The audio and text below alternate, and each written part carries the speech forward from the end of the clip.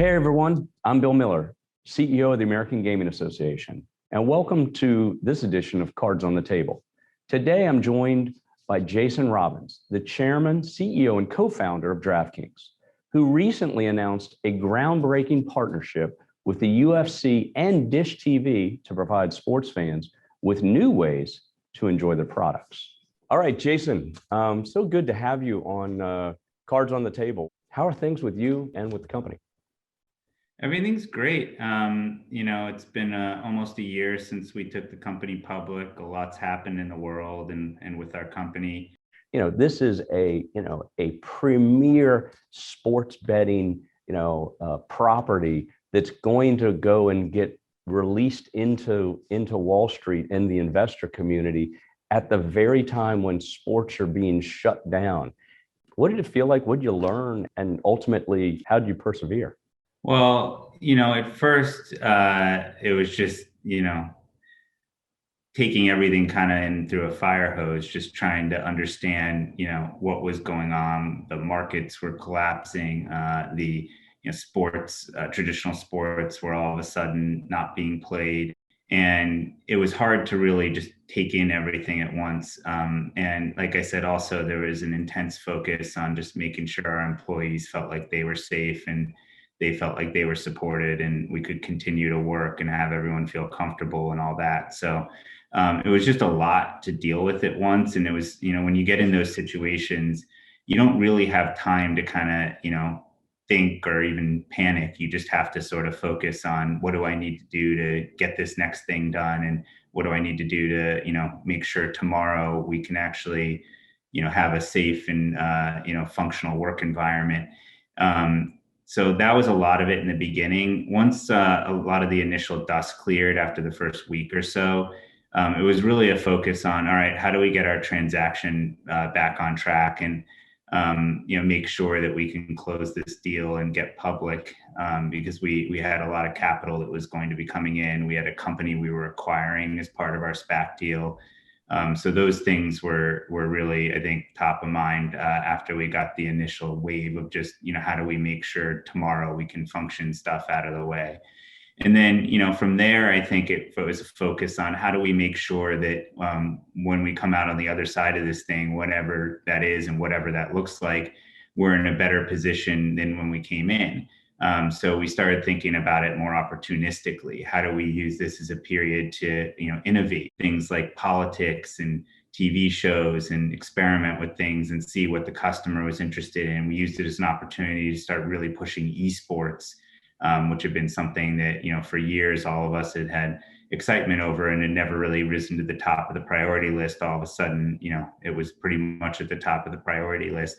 We started thinking about how we, make sure that we can have customers that we engage throughout this so that, we're the place that whenever traditional sports did come back, that people are, already playing and already engaging with and have that natural flow into that. And then we started thinking about, how do we make sure that we have a more efficient and more comfortable and more productive work environment because everyone's dealing with the same kinds of issues. So I think it was that kind of shift of, first, just how do I deal with what I need to deal with today to get to tomorrow? Number two, how do we get our, transaction done, the public offering and the M&A transaction? Number three, how do we make sure the company emerges stronger on the other side of this, whatever that looks like, than we did coming in? It goes without saying you've navigated this, this season of uncertainty exceptionally well. I feel like in my job, I spend a lot of time thinking about how we continue to create a gaming infrastructure, if you will, an ecosystem that is one in which, the regulators understand what contributions we make. Our customers understand that we are that this is a safe, legal, transparent environment. Unlike the illegal marketplace, that we care about and ensure that our consumers are betting responsibly and staying within their means. Tell me a little bit about, maybe what you guys learned from, the DFS experience, what you learned from Europe. And I think about Europe a lot as cautionary tales from how we have to balance, our presence in sports betting and making sure that regulators and politicians and our business partners, I say it all the time, I said, look, in our industry, we know what responsibility means, but now we have all these new business partners. We have leagues, teams, arenas, states, state regulators that don't have much experience with sports betting, and how we help make them understand our commitment to that is really, really important. And I know that you guys have done a lot of work in that space and have a lot of learnings both from Europe and DFS. So I would love to hear your commentary around that. I think it's a great question. So, you know, it starts with the fact that you have to recognize that there are people that don't like what we do. And the flip side of that is there's people that are passionate about and love what we do. I remember my first experience going to a casino. I was 18 and I was studying abroad, or 19, I guess, in Australia. And, you know, there you could go when you were 18 plus to casinos. And I was, you know, just, I loved it. It was so much fun. And when I got back and I turned 21, I would go to casinos. I would go to Vegas for March Madness and bet on the games, and it was something that brought me great pleasure. I played in a poker game at school, at my university, and it was just something that I loved. It was a fun thing, and you know, even though I wasn't winning money over the long term going to casinos, I viewed it in the same way I viewed going to the movies or going out to dinner. I was spending money on something that brought me great enjoyment, and I didn't realize until, you know, I got into the business how many people just don't get that. They think that the only reason somebody would want to partake is because they have some sort of addiction or issue. And I think that that was something that, you know, really made me realize that even if you try to do it the right way, there will be people that just never like what you do. And you have to, if anything, overcompensate to make up for that. And you have to recognize that while most people can enjoy the activity responsibly, there are people that can't, and you have to protect those people, and that that's better done in a legal regulated market than in an illegal market where there's no protections and no oversight. And I think those are things that I really learned from the business side. You mentioned the DFS experience. That was a great example of where we felt like we were doing great things for the customer, and we kind of got blindsided. And you know, it was a really interesting experience when you know, things were being written about us that weren't true. And I stopped thinking about how do I get the truth out there, and more got to thinking about what's really at the heart of the matter. At the heart of the matter is there are people that don't like the fact that we are doing this, and they want to see, you know, some evidence that we recognize that, you know, regulation is a good thing, and that we need to be able to, you know, have a set of rules and guidelines we follow, and that we're a good company, and we should just start talking about those things. And then as we transitioned into, you know, regulated gaming, you know, we really, from that experience, but also, as you said, from watching some of the, you know, things that happened in Europe where you know, maybe they didn't get out ahead of it enough. Yeah. We said to ourselves, really from day one, we can't just do what's required here. We need to go above and beyond. We need to make ourselves the gold standard when it comes to compliance, when it comes to responsible gaming. We need to be thought of as a company that really doesn't, you know, ever get questioned, because the most important thing you have is your credibility. The second you lose it, you know, that costs you for a lot more than just the thing, that one mistake that maybe you made. And so you can't make any mistakes. You have to be, you know, no one's perfect, but you have to be as close to perfect as possible. And you have to go above and beyond whatever the rules and regulations say, whatever the expectations are. You know, I mentioned a few minutes ago the issue of partnerships. And I think that after PASPA, there was kind of these efforts in and around state legislatures to kind of mandate different you know, elements of sports betting. And I think our continued position was, let's let this market develop. Let's let the marketplace develop around, you know, leagues and teams, and I think that and even broadcasters. And I think that, you know, your most recent, you know, partnership with Dish is the most recent example. But you know, there are literally dozens of commercial endeavors that have been created between people in our industry, the gaming industry, and leagues, teams, broadcasters, et cetera. So comment, if you will, on the development of the marketplace and really what you see in the future around that. Well, it's been really exciting to see. I mean, if you told anyone, 5, 10 years ago that all the major sports leagues, all the teams for the most part throughout those leagues would be excited about partnering on sports betting, most people probably wouldn't have believed it. And Yep.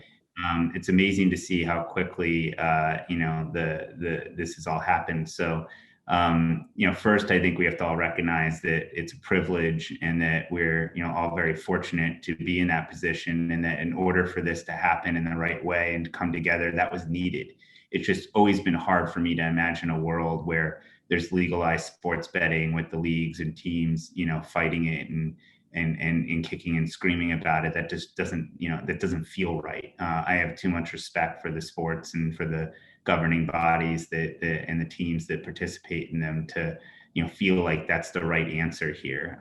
So it's been extraordinarily, I think, encouraging and really a privilege that all of this has come together. And it's understandable that they're all stakeholders here. Their sports are the ones being bet on. So they're going to care, not just because they want to make sure integrity of the game and things like that are preserved. Obviously, that's important, but also because this is a key way that many of their most passionate fans are engaging with their IP, with their product. So they're going to care a lot, and they're going to want to have a say in it, and they're going to want to be a part of it. And I've just been really encouraged to see how collaborative that's been, and that there's been a real embrace of this. And we're very fortunate to be partnered with many of them. We look forward to growing those relationships and continuing to hear their feedback and continuing to try to innovate together. And I think same thing with the media companies that license the rights to broadcast and stream the leagues and the teams. So I think that's in the games, I should say.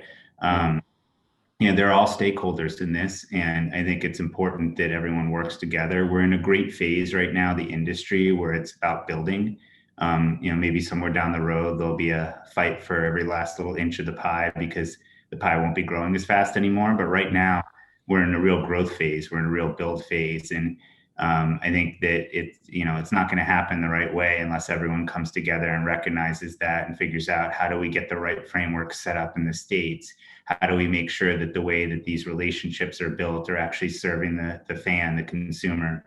How do we make sure we're protecting people and protecting the vulnerable from a responsible gaming standpoint? How do we make sure that the integrity of the sport is protected and that we're getting better and better there every day? So I think if everyone's focused on those things, which I've been really pleased to see has been the case, then we're going to build a great industry.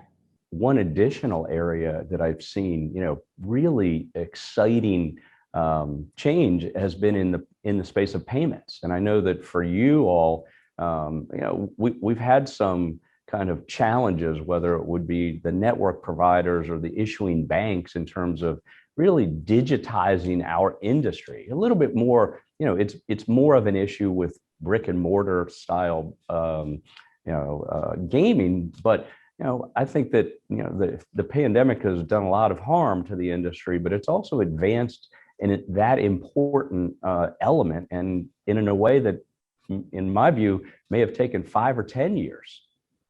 I agree that it's accelerated. I think there's still some work to be done there. There's Agree. declines happening from issuing banks. I do think there's more attention and focus on it now. And you're right. I think the effects of the pandemic have accelerated that. And I hope that it continues. But I think that in order for a customer to have a good experience, they need to be able to use the payment methods that they're accustomed to using on any other website or mobile app. And it's understandable that the issuing banks want to do their work and make sure that they're doing this in the right way. And we're always, open to helping in any way that we can with that. But I think that if the customer experience is such where people are having challenges getting through the front door, then that's going to make it hard for us to really build a great industry together. So I'm hoping to see continued progress there. I am very honored and excited to have Jason Robins, the Chairman CEO of DraftKings, on today. Thank you very much for being with me today. Thanks so much, and thank you for your leadership, Bill.